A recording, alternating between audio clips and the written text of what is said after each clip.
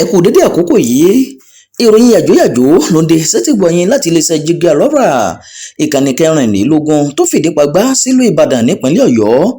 Imam Abdulwaheed ni oníròyìn yẹn. Ilé-ìgbìmọ̀ aṣojú-ṣòfin ilẹ̀ wa túnú àwẹ̀ lánàá pẹ̀lú ààrẹ Bọ́lá Tinubu tí wọ́n sì gbé ẹ̀ẹ́dẹ́gbẹ̀rin-lé-márùn-ún mílíọ̀nù náírà kalẹ̀ fún ìjọba àpapọ̀.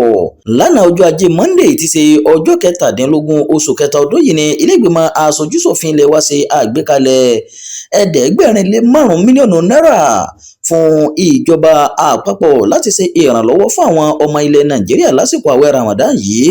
Abẹnugan ilé-ìgbìmọ̀ aṣojú-ṣòfin ilẹ̀ wa Tajudeen Abbas ló kéde pé ààrẹ Bọ́lá Tinubu ló gbàlejò àwọn òṣìṣẹ́ ilé-ìgbìmọ̀ aṣòfin fún ìtúnu àwẹ̀ ọjọ́ ajé ọ̀sẹ̀ yìí ní ilé ìjọba Aso Rock tó wà nílùú Àbújá.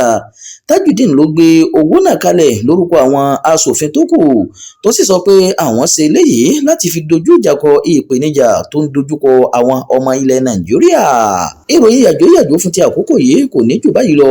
Ẹ má gbàgbé láti máa subscribe sórí ìkànnì Jígí Alọ́rà ìkànnì kẹrìnlélógún tó fìdí pagbá sílùú Ìbàdàn nípínlẹ̀ Ọ̀yọ́. Imam Abdulwaheed ló ti ń jábọ̀ ìròyìn láti ìlú Ìlọrin ìpínlẹ̀ Kwara.